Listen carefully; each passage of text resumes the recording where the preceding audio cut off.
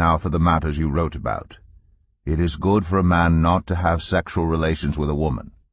But since sexual immorality is occurring, each man should have sexual relations with his own wife, and each woman with her own husband.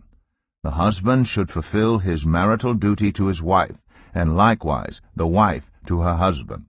The wife does not have authority over her own body, but yields it to her husband. In the same way, the husband does not have authority over his own body, but yields it to his wife. Do not deprive each other, except perhaps by mutual consent and for a time, so that you may devote yourselves to prayer. Then come together again, so that Satan will not tempt you because of your lack of self-control.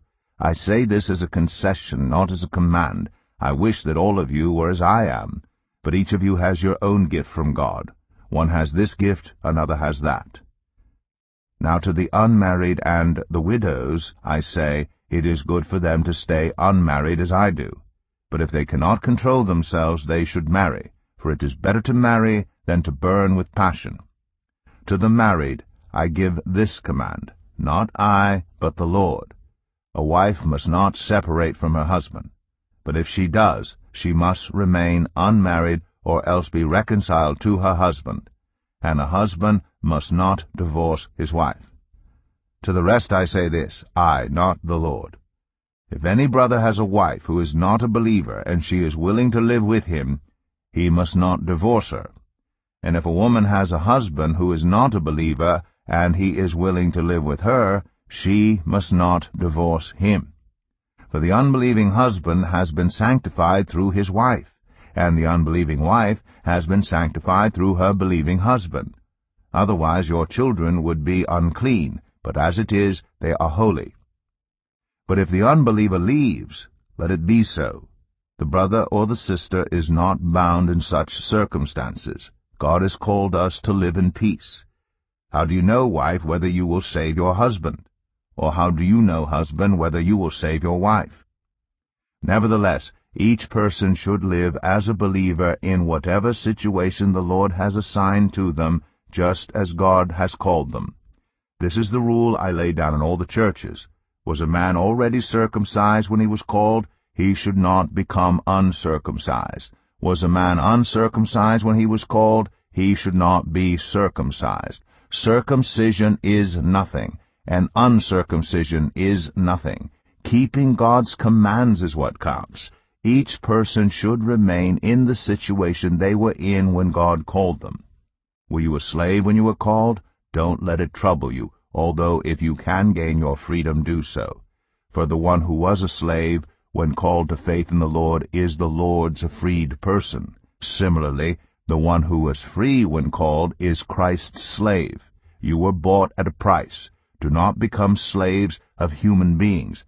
Brothers and sisters, each person, as responsible to God, should remain in the situation they were in when God called them.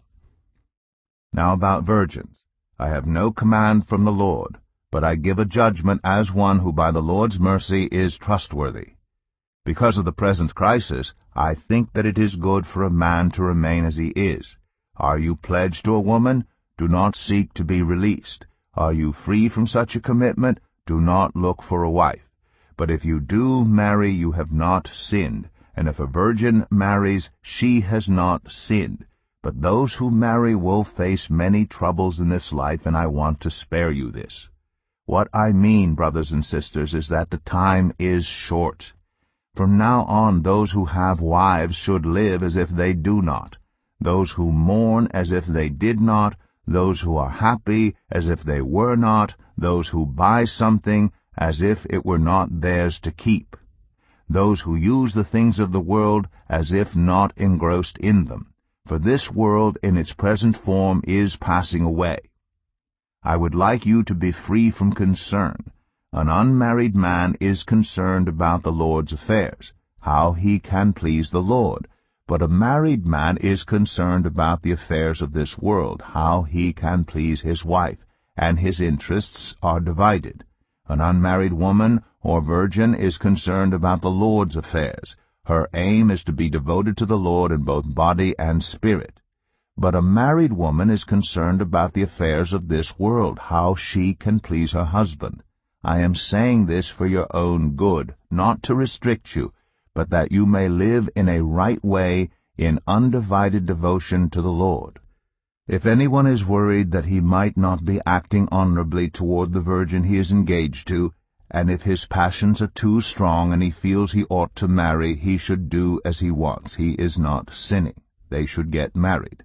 But the man who has settled the matter in his own mind, who is under no compulsion but has control over his own will, and who has made up his mind not to marry the virgin, this man also does the right thing.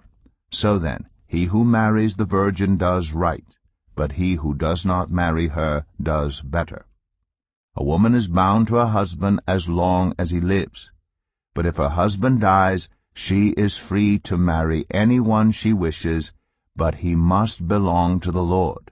In my judgment, she is happier if she stays as she is, and I think that I too have the Spirit of God.